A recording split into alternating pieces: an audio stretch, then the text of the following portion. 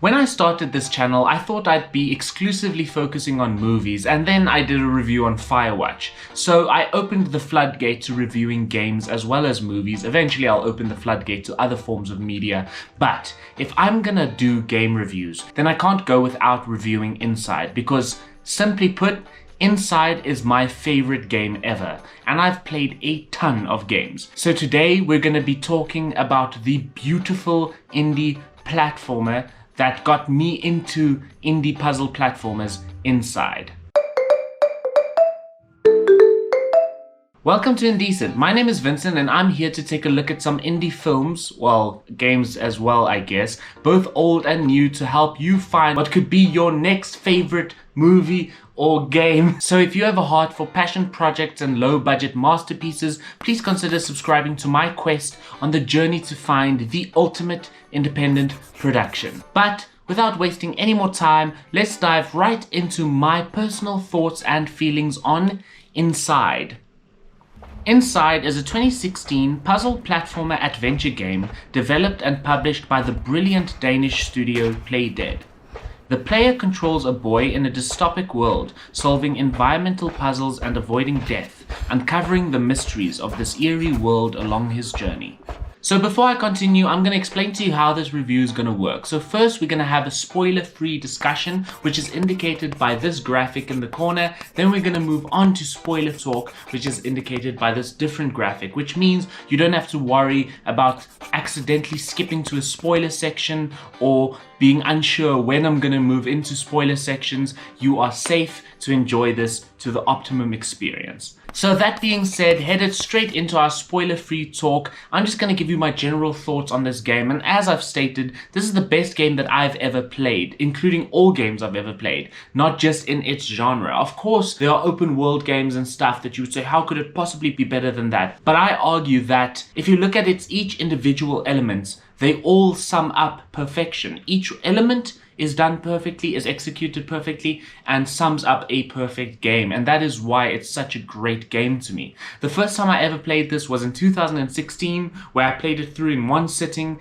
Then about 2 years later, I really wanted my wife to experience the game, so I sat with her and played it for a second time. And then, as I said, when I opened the floodgates to reviewing games, I thought, okay, I would have to do Inside because it is such a brilliant game that not enough people played. So last night, I took 3 hours and played through it a third time. I don't think I've ever finished any other game 3 times, so this shows you the love that I have for this game and what it is. And this game truly doesn't waste any time, because the moment you press a button on the opening screen, it puts you right into the action and the game's afoot. And I love how they kind of throw you into the deep end of this dystopian world and you have no idea what's going on. All you know is to keep moving forward. And as you keep moving forward, certain things unravel in a very minimalistic way. And I love its minimalistic storytelling, because even on the third playthrough, I'm still uncovering the story. And I've noticed some stuff throughout the world of Inside that somehow helps me piece together a little bit more of the story. But I'm not going to share them with you, as I think it's best if you find them for yourself, because this story is truly open to interpretation, and I'm very excited to hear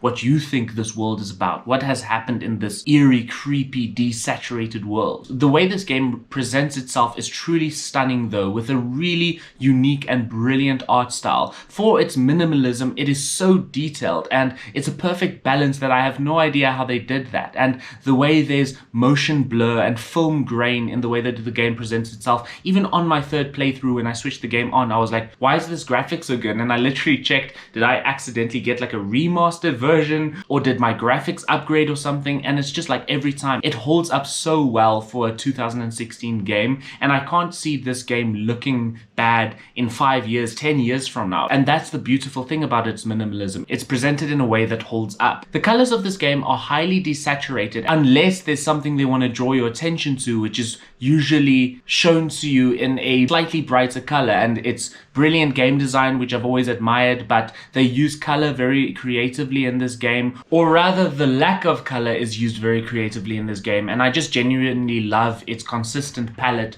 throughout the playthrough. And And beyond the initial look of the game, the animations of this game is truly what captivated me, because there's so much detail put into every animation in this game, whether it's the main character or the characters in the back or animals or the rain or the water. This game is visually beautiful in the way that it moves, and it almost feels like every element of this game was motion captured because it looks so lifelike. It looks more lifelike, its animations, and has more character and depth than a lot of AAA games that I've seen, which is incredibly impressive. Not to talk about the hundreds, if not thousands, of death animations that they created. There are so many ways to die in this game, and every death is hard-hitting and real and gritty and unique and visceral and immersive. And just kudos to Playdead Studio for making such a big effort into really making the dread of this game immersive in the way that everything is animated. Beautifully done. Now to get to the actual gameplay of the game, it has beautifully simplistic controls that is never taught to you and does not hold your hand.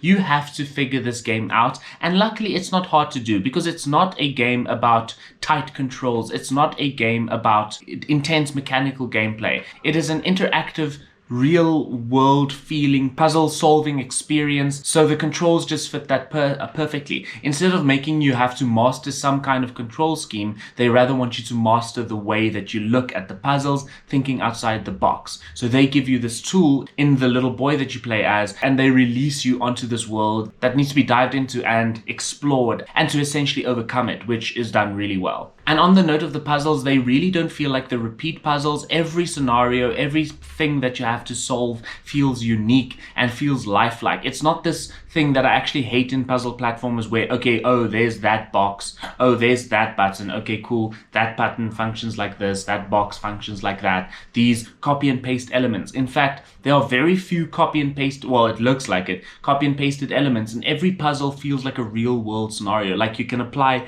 real world logic to it rather than just platformer logic to it. And because I feel like most of the games uses physics systems which makes things feel more lifelike, it adds a lot of extra layers to the puzzles that I personally really enjoyed. But this game isn't all puzzles. There's a lot of action scenes in this game, like running away from dogs, swimming away from creatures in water, and they're always like a fraction of a second perfectly timed. Like if a dog's chasing you and you've got to make a jump, you best believe that dog's teeth is going to graze the boy's pants. And it's always, every time I play this game, even though I know I'm going to get away, I always have this splinter in the back of my mind where I feel like I'm not going to make this jump. It's impossible. They're going to catch me. And the action set pieces in this game get your heart racing and is so well done and immerses you so much, and I love that about this game. And so, as I've stated, as I've made it clear, this entire game just has all these elements which perfectly complement one another and perfectly fit well together. I mean, we didn't even address the sound design, where I can specifically remember the sounds of this game. Like, it has such a specific sound to it. There was just such perfection put into every aspect of this game. This game is a story, an example of excellence.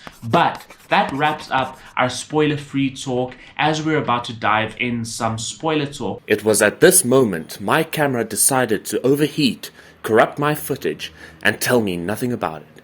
I swear this camera is becoming a second character on this channel.